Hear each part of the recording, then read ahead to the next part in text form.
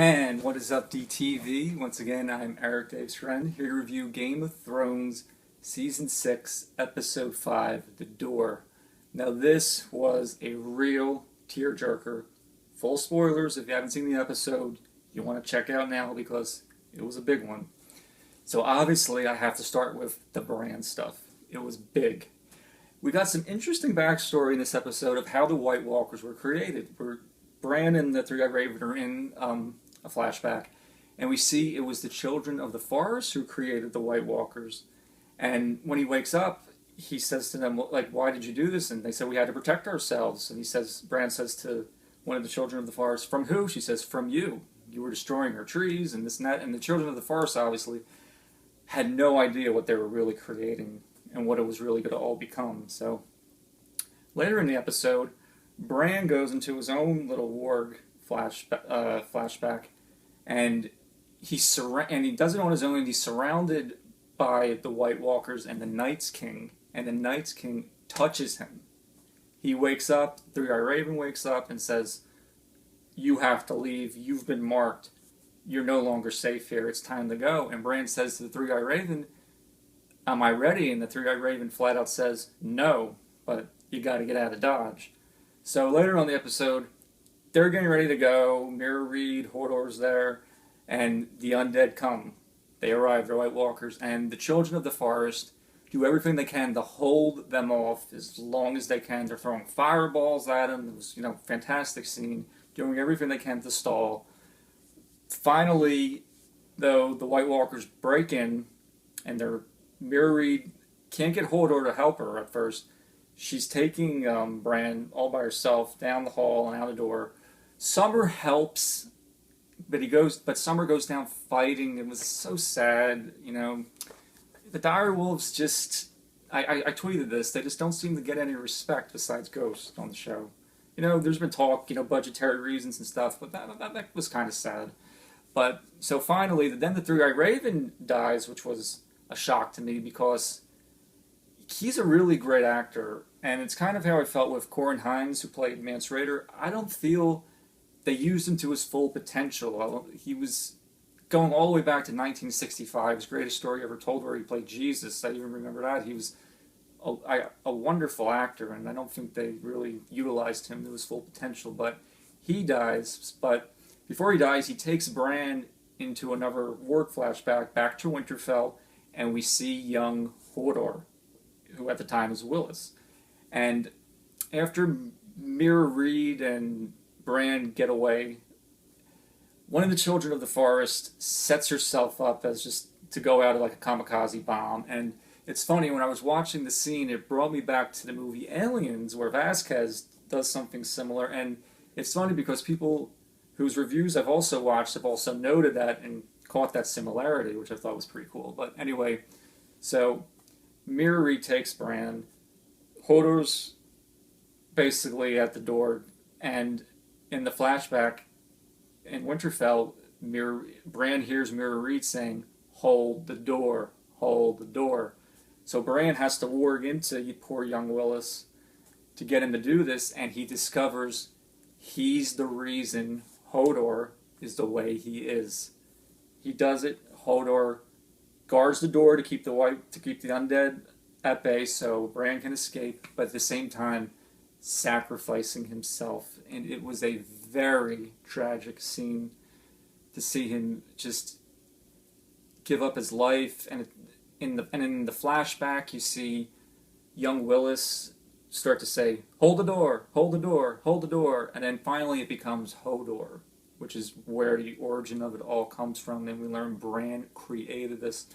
He looks devastated, and it just ends with him holding that door for dear life, sacrificing himself. Such a tragic scene.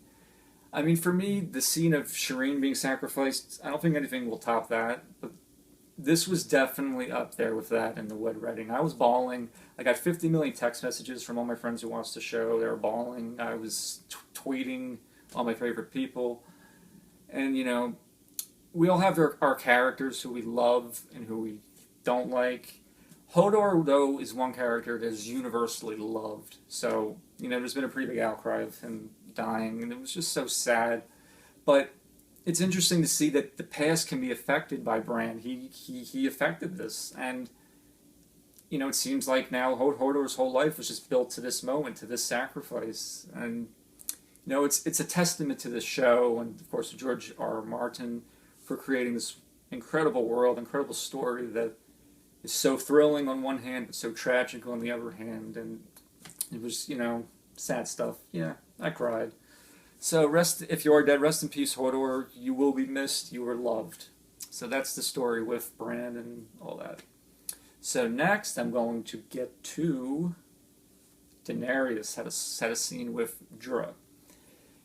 Basically, she thanks him. She's like, "I banished you twice, but you came back twice. You saved my life."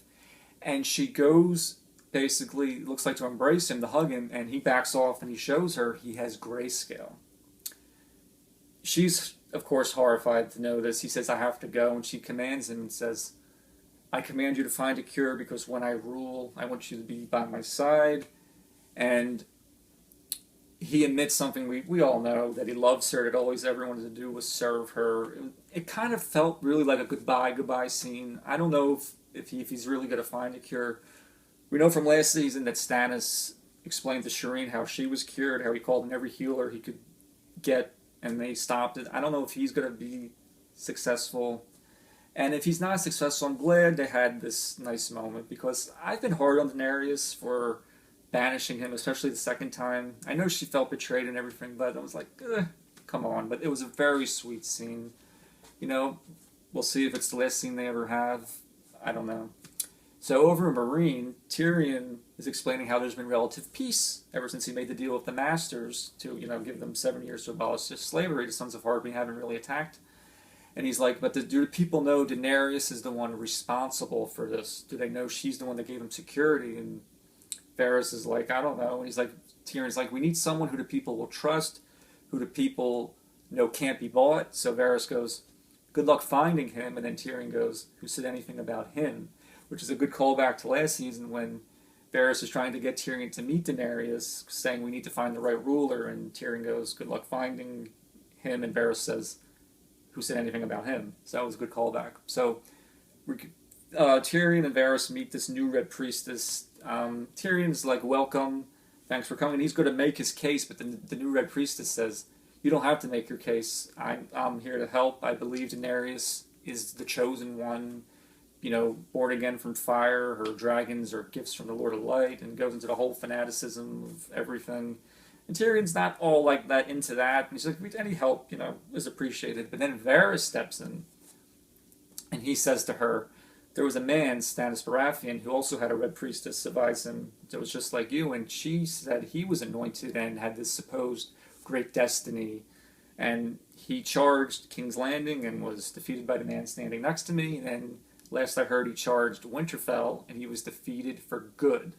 So why should I believe you any more than the Red Priestess who was advising Stannis? And she starts to talk, and she goes into Varys' past and brings up his mutilation of when he was a baby, and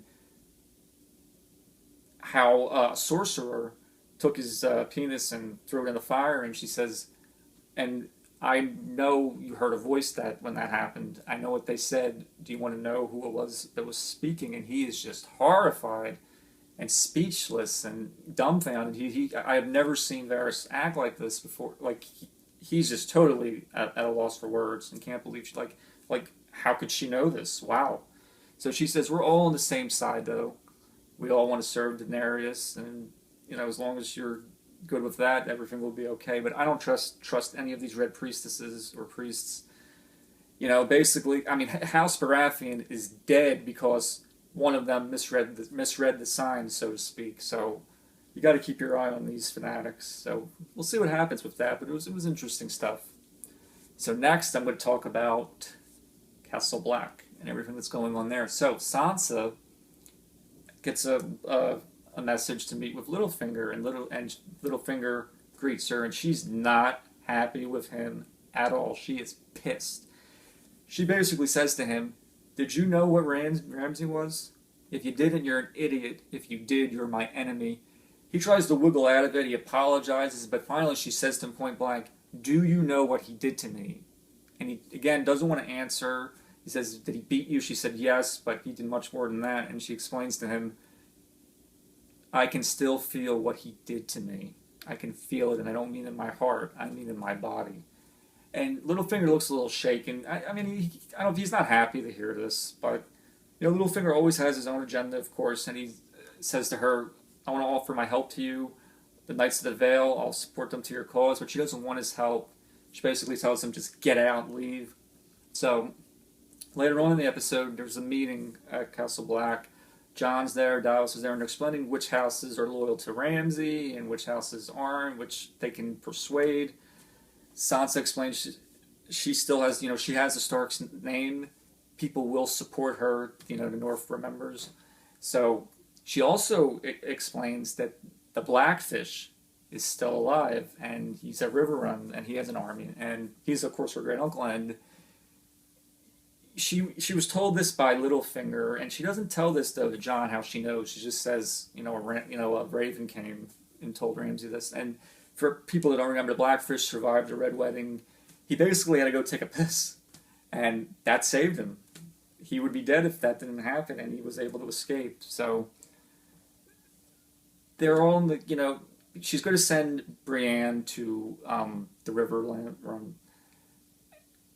Brienne doesn't want to go. She wants to stay in Garter because she doesn't trust Davos and Melisandre. She doesn't realize Davos and Melisandre are not the same. Don't want to put them on a moral equivalency at all. But, she agrees to go, and, they're all in the courtyard. Sansa and Jon have a nice goodbye. Jon has a nice goodbye with Ed, and then there's this great scene with Tormund Giantsbane where he gives this funny smile to Brienne, and Brienne just looks disgusted, and it's amazing how many people are just so captivated by this potential pairing, me included. I hope it happens. It's funny stuff, and I figure it would be great. So they all depart to go where they all need to go. So that's the story with Castle Black. See what happens with that. Next, I'm going to talk about the Iron Islands, the Kingsmoat. So Yara is, making a claim to be the queen, and people are like, we've never had a queen. You can't rule, especially when Balon's only living son has returned. And then Theon steps up and gives this great rousing speech in support of Yara, saying she is the ruler we need. She should be our queen. And people are getting behind them, and we're hearing Yara, Yara. In comes Euron Greyjoy, and he says, I'm making a claim. I should be the king. I should rule. And Theon tries to speak up for Yara again, but he's made fun of by Euron Greyjoy about not having a penis, and Yara tries to speak up, saying she's going to build this great fleet, but then Euron says, I'm going to build this great fleet, and I'm going to sail to Daenerys, who has 3 dragons, a massive army, and together with her, because she's not married, he intends to marry her, we're going to build this, we're going to take the 7 kingdoms, and we will rule. And people get behind him, unfortunately. For Yara, they get behind him, so he goes through this ritual to, be anointed the king. And Yara and Theon, though, get out of Dodge. They take ships and a bunch of people, and they leave. And once he's done being anointed the king, he says, we're on niece and nephew, let's go murder them. He sees they have taken off with the best ships, and he's pissed about it and says, start building, There's some discussion of where Yara and Theon are going. I think they're maybe going to try to beat him to the punch and go to Daenerys first, which I guess would be the smart move. We'll see. Obviously, where I'm not going to say any book spoilers, but where Theon ends up in the book and her can't happen. That's not going to happen. So it's going to be interesting to see where they go. It's funny because in the books, this Kingsmoat is a very long thing. It's like 200 pages. It's long, and the show did a good job, though, of conveying it just in one scene. It was well done, so I like that. So moving on, I'm going to get to Arya. Now, this was pretty cool. So she's once again getting her butt kicked by the Wraith in the House of the Black and White, but she's not quitting, and she does this cool kick-up thing, which reminded me of the Karate Kid, and when I was young and little, I tried to master it. I never could get it down, but she does it very well, but she's still getting her butt kicked. Then she's greeted by Jaqen H'ghar, and he's explained, he goes into some backstory about the first person to serve the many-faced god, and he says to Arya, one way or another, your face is going to end up here. And he gives her a mission to poison this actress. So Arya goes to watch this play which this actress stars in, and it's a play of stuff we saw in season 1. But in the play, her father's kind of like a dummy, and she has to relive the moment of seeing him decapitated, which, was sad. That was a sad moment. And she's watching the play and all these events play out that we witnessed, but seeing how all these other people interpret it, it's kind of interesting because they play it off almost as all as just a joke. So then we see a scene of one of the actors complaining about having genital warts, which is a little random. It's like, ugh. But she's basically backstage, Arya getting, the intel she needs to see what she needs to do. When she sees the person she needs to poison drinks rum, and is the only person that drinks. She's the only person that drinks rum, and she goes back to the House of Black and White, talks to Jaqen H'ghar, and she kind of says to him she doesn't really want to do it, and he's like, we don't get to choose, who dies and who doesn't. It's the will of the many-faced god, and you have to choose. Do you want to do this? Do you want to become no one? And I truly believe she'll never be no one. I've always believed that ever since the last season when she couldn't bring herself to get rid of Needle, which Needle was, of course, the sword Jon gave to her, and she buried it. She couldn't throw it in the water like she did everything else. So I don't think she'll ever truly give herself to this. But, we'll see what happens. But he did warn her, Jaqen H'ghar, a girl has been given a second chance. There will not be a third. So overall, it was a really sad episode, but it was a great episode, That's the end of the first half of the season. Overall, I think the first half of the season has been very well done, mostly because things are moving, which that's what I wanted. I wanted things to be moving forward, and for the most part they are, especially with certain storylines like Daenerys, which I was worried about, that she would be stuck in one place the whole season, but that's not the case. One question I have, where is Bronn?